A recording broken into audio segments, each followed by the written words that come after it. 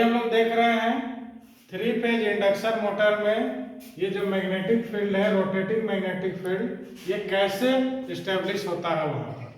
ठीक है, तो सबसे पहले रोटर में हम लोग 3 फेज सप्लाई दिए RYB। तो ये 3 फेज सप्लाई का वेव शेप है जो हम लोग पहले देख चुके हैं कि कैसे इसको बहुत इजी तरीके से बनाया जाता है। कितना भी बड़ा ग्राफ आराम से हम लोग बना सकते हैं। तो अब ये सप्लाई हमने दे दिया RYB, फेज सीक्वेंस क्या है हमारा सप्लाई का RYB, और यहाँ पर हमने एक डायरेक्शन ड्रॉ किया है। फेज R मेरा क्या है, ऊपर की तरफ है, Y नीचे, B लेफ्ट साइड, और तीनों के बीच में क्या है, फेज डिफरेंस 120 डिग्री का। तो अब हम लोग देखना चाहते हैं कि अलग अलग पॉइंट पे इसका रिजल्टेंट फोर्स क्या बनता है। तो इससे हम लोग 3 फेज इंडक्शन मोटर के रोटर का रोटेशन का डायरेक्शन पता कर सकते हैं कि वो क्लॉकवाइज होगा या एंटी क्लॉकवाइज होगा। ठीक है, तो यहाँ पर हम लोग ड्रॉ करते हैं, बहुत सिंपल है। यहाँ पर जो फेज R है क्या है, पॉजिटिव है।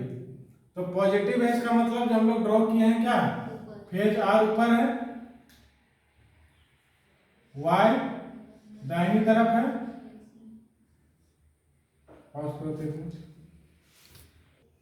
फेज R ऊपर की तरफ है, फेज Y इसके नीचे, इधर हमने ब्लैक से जो लिया है वो क्या है, फेज B। तो अब इसी के आधार पर हम लोग यहाँ पर ड्रॉ करेंगे। तो R मेरा क्या है, पॉजिटिव। पॉजिटिव है मतलब क्या होगा, ऊपर की तरफ होगा। Y क्या है, Y भी पॉजिटिव है, तो Y जहां है वहीं पर हम उसको ड्रॉ करेंगे। B क्या है मेरा, नीचे है, नेगेटिव में, तो ये नेगेटिव में है। तो नेगेटिव में है मतलब अगर पॉजिटिव में रहता तो हम कहाँ ड्रॉ करते हैं, यहाँ पर बनाते हैं, लेकिन नेगेटिव में इसका मतलब कहाँ बनेगा, ऊपर की तरफ बनेगा। अब पहले क्या करेंगे, पहले हम इन दोनों का रिजल्टेंट लेंगे, जो आएगा उससे इसका रिजल्टेंट लेंगे। ठीक है, तो दो वेक्टर को हम कैसे जोड़ते हैं, इस वेक्टर को यहां ड्रॉ करते हैं और इसको यहां पर ड्रॉ करते हैं। ठीक है, जो आता है ये हमारा क्या होता है, रिजल्टेंट। ठीक है, अब इसके साथ हम इसको ड्रॉ करेंगे। तो ये वाला कहां ड्रॉ होगा, इसमें, और इसमें कौन सा होगा, ये होगा। ठीक है, तो हमारा रिजल्टेंट फाइनल कहां बन रहा है, यहां पर बन रहा है। ठीक है, तो ये फाइनल मेरा जो रोटेशन मैग्नेटिक फील्ड जो बन रहा है वो यहां पर बन रहा है। ठीक है, अब जस्ट इसके बगल में हम यहां पर देखते हैं,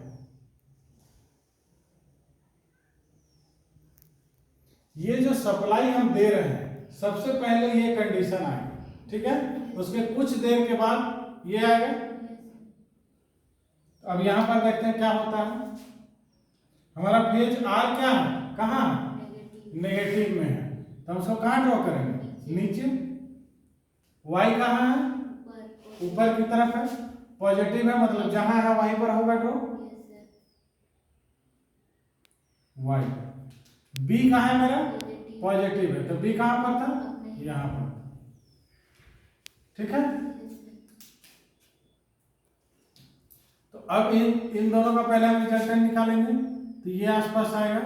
अब ये इन दोनों का निकालेंगे तो क्या होगा, यहां पर आएगा।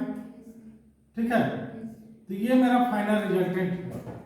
तो अब हम क्या देख रहे हैं, पहले यहां था फिर यहां पहुंचा, इसका मतलब क्या है, किस साइड रोटेट कर रहा है मेरा रोटर, क्लॉकवाइज। तो डायरेक्शन क्या हो गया मेरा, क्लॉकवाइज हो गया। ठीक है, ये क्या हुआ, डायरेक्शन ऑफ रोटेशन। ठीक है, और यही अगर हम फेज सीक्वेंस चेंज कर दें, RYB जो मेरा फेज सीक्वेंस है, इसको जब भी हम चेंज कर देंगे तो क्या होगा, मेरा रोटर का जो डायरेक्शन है वो बदल जाएगा। ठीक है, तो जब भी 3 फेज इंडक्शन मोटर का अगर हमको डायरेक्शन ऑफ रोटेशन चेंज करना है तो क्या करना होगा, इस फेज सीक्वेंस को चेंज करना होगा। ठीक है, तक इसके वर्किंग की बात है। तो ये जो स्टेटर होता है इंडक्शन मोटर में,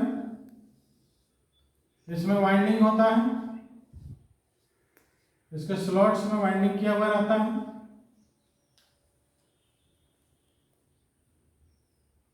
बीच में क्या होता है? रोटर।